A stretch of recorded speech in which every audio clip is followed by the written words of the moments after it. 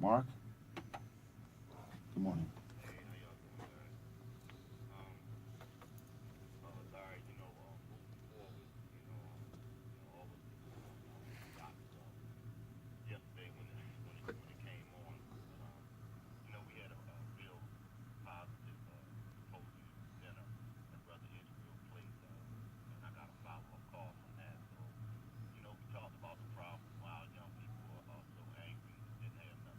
But what I saw last night, we need a buck-naked factory with a conveyor belt running through it.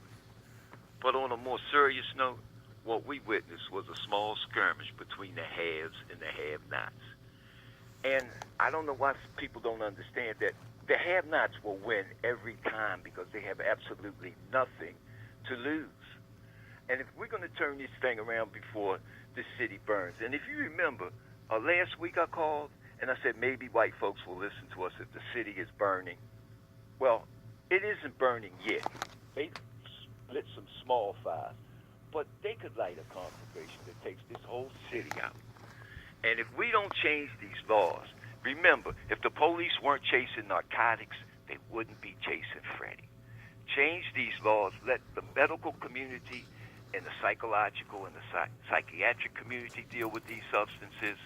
Take the hundreds and thousands of millions of dollars that you are wasting in interdiction, courts, police, jails, insurances. Get jobs for these young people. That money will come back into the middle class, and it will lift these young men up off of these corners.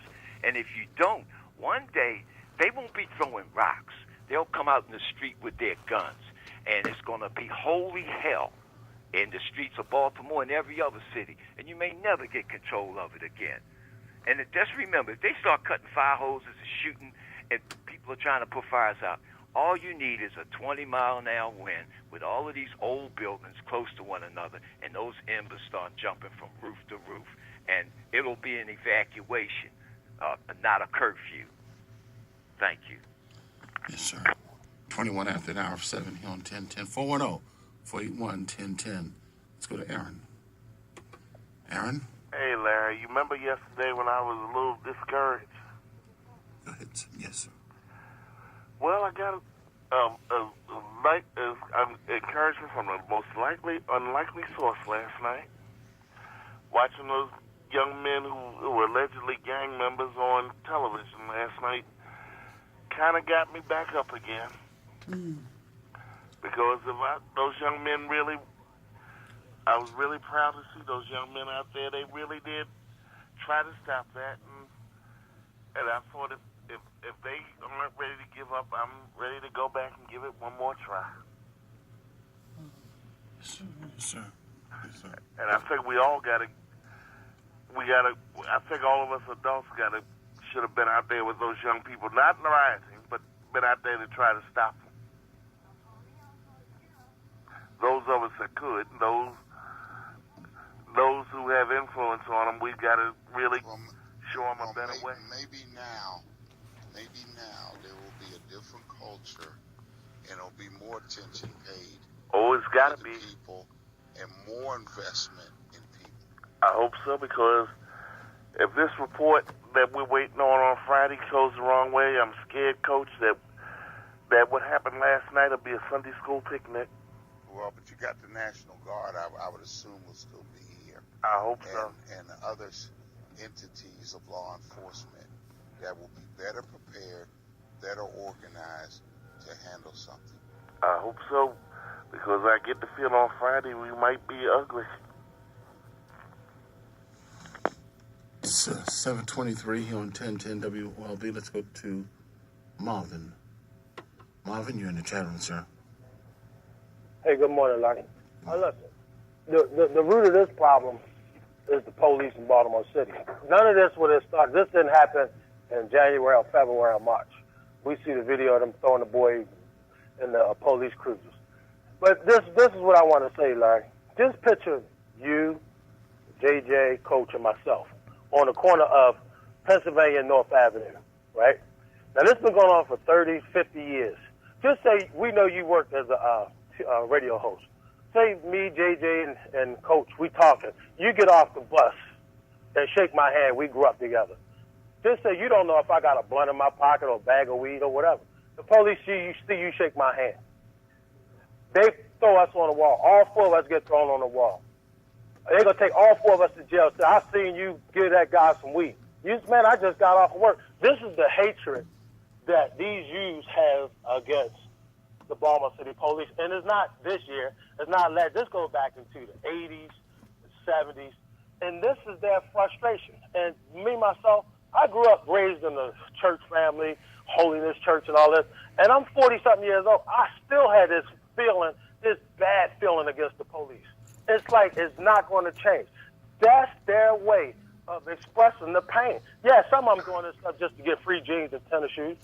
But it goes back to the police. The police and the leadership that we have in this city is never going to change. We will vote the same people in, and if they don't charge these officers this week, what do you think will happen? These people are hurting. The guy, and another thing, the guy just called in, callers. He said they destroyed the check cashing place. So very much. Well, they charging you $30, $40 to cash a check. They don't need that in that area anyway. So I feel no pain against that. They charging poor folks that don't have nothing already. They taking the little bit that they have. So why should we? None of those reporters shopping on Pennsylvania North Avenue. They destroy their own community. All right. Have you ever seen Denise Cope or any of them get out that car and go into CVS? That's my comment. Appreciate you, Marvin. Appreciate it. I heard you. I heard you, sir. 7:25 here on 1010. I am still reaching out. I'm determined that I can, before 10 o'clock, to meet this mother who was out with her son and took the corrective actions that she took. I tell you, I need to look her in the face and to express to her how, as a community, we owe her a debt and great appreciation of how she handled it. 7:26. What's up, Christina? Good morning, Allah. Yes. Good morning, Allah. Good morning, all you listeners. How you feeling today? I know you was on the other end of the ground, and Larry and I was on one end, so I felt the temp and the need when he told me where you was at. I said, "Where's Allah?" You was in the midst of everything. Right in the midst of it. In the midst of everything. I mean, literally in the midst. I mean, between the crowd and the folks who was doing the hellishness that they were into, the police blocking them, then at Liberty and Ricestown Road, the police were there. I know. And I tell you, Christine, when I saw them take out the tear gas and start spraying it at these kids as if they were firing at them, and then when they came out with the heavy equipment, rifles and stuff, it scared the. I mean, you know, these were our babies. These were our kids. Yep. And when I said on the other stations, you know, mother, guardian, if you know that your kid goes to Douglas, if you have any, please pick up the phone and tell him, baby, come home. Oh, we was so, just to take a minute, like, we was so, and that was definitely the plan of everything. And good morning, Coach, because I know Coach was speaking earlier, and when we was looking at the CVS thing, because I was there, the police was lined up watching, allowing them to go after the CVS. Like, they fell back a lot. Like, because the police, they were outmanned. Yeah, they used a lot of restraint. But let me say this out loud. Like, you know, we can't forget this time right now. Like, God used everything. Am I correct? God uses everything. And that's what we need to remember at this time, because, you know, our youth are hurting. And they've been hurting for a long time. And I know, you know, I've spent time with every walk this week, you know, witnessing and seeing the situation. But we really got to come and hit the ground running as leaders, advocates. You know, I was glad to see the 300 men out. You know, I was tweeting everybody. Like, I want to see everybody. Safe streets, and everybody was coming together. And it was something that was even more important in the bigger picture than this, to see everyone coming together. Yesterday, you know, seeing your church, the New Shallow Men, you know, really seeing this community come together, that's got to be the long-term focus. You know, not get caught up in a lot of things that's unnecessary. Just focus on the bigger picture, Baltimore. That's my message. It's a bigger picture. Yep. And I tried to get you, why they Yes, wouldn't you let me did. come and get Yes, you. you. Yes, they you. would. I appreciate you so. But I was there.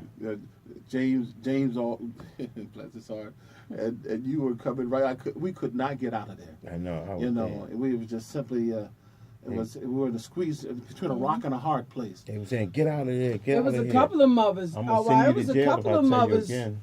It was two other mothers trying Doing to the get same? through, doing the same thing. They was Okay. trying to get. So, like Oh, you said, man. this one mother that was through. Bless her heart. It was where me and Larry was up on the hill. It was two other mothers, but they wouldn't let them come through, trying to get past the police. They was was throwing screaming. They tear was gas. You know texting. them little balls. They were throwing them Yes. and smoking tear gas Yeah, everywhere. yeah. It's like I was Yeah. in a war A zone. couple times I had to put the window up.